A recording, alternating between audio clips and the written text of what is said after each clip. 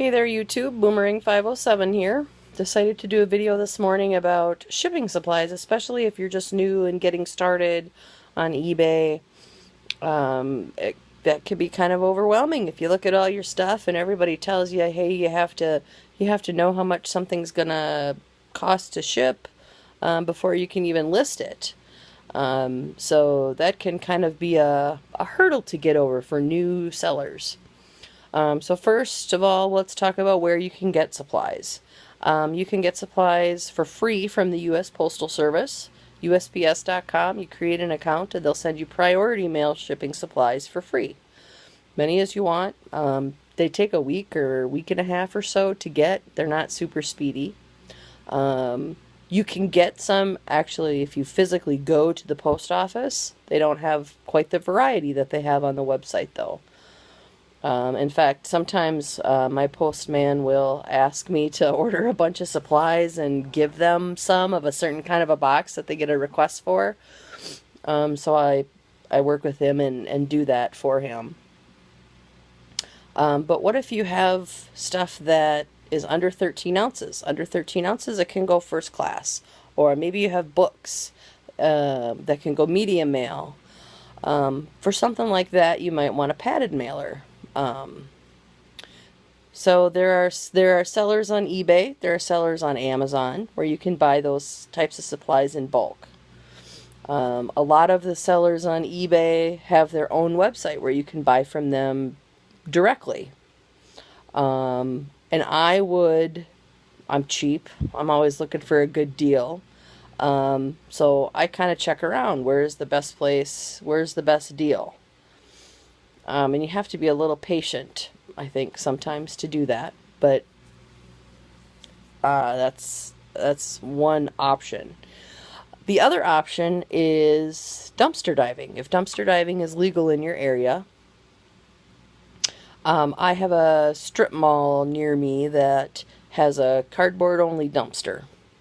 And I found out that the cardboard pickup is on Thursdays. So Tuesday, Wednesday, great days to go. That cardboard dumpster is going to be full. I can load my trunk up with big boxes to little boxes, and it doesn't cost me a dime. The one thing with the dumpster diving, though, well, there's a couple things. One, make sure you're being neat and clean. Leave the dumpster cleaner than you found it. If there's stuff laying around on the ground, pick it up and put it in the dumpster so that they don't lock these up on us. And like I said, I go during the day. I go in broad daylight.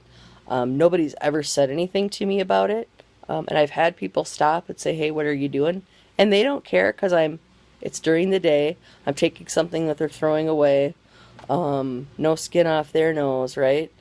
If you're skulking around a dumpster at night, somebody might call the cops. Isn't a big deal if it's legal in your area, but it can be kind of a hassle. The other option is just to ask stores for their boxes. Most of them will be happy to give them to you. Some of them might want you to come at a certain time of day or certain day of the week, but they're usually very happy to just give you boxes, as many as you want. Take them. And I know the one little caveat to that is liquor stores. I know a lot of people will recommend getting boxes from the liquor store because they're a great size and they're really nice, sturdy boxes. The USPS will not ship anything with liquor advertising on the box, so you do need to be aware of that.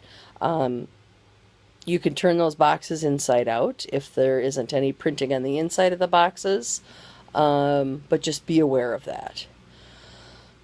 You can also get stuff like bubble wrap or kind of void fill things, packing peanuts. Couple ways to get those for free. Let people know that you're looking for them. A lot of your friends or coworkers might order stuff online. Just have them save you that stuff and give it to you. They're usually happy to do so. Some good places to get that kind of stuff are maybe a local Hallmark type store, or I used to have a photography studio. I think it was a Pro X. And because they sell things like picture frames and that sort of a thing, so they would get a lot of bubble wrap and packing peanuts. And it was on my way home, I would just stop and pick them up once a week. In fact, I picked up so many that for a while I was selling bags of packing peanuts. Which kind of brings me to another little point with the U.S. Postal Service. They will ship things in containers that aren't boxes or bags.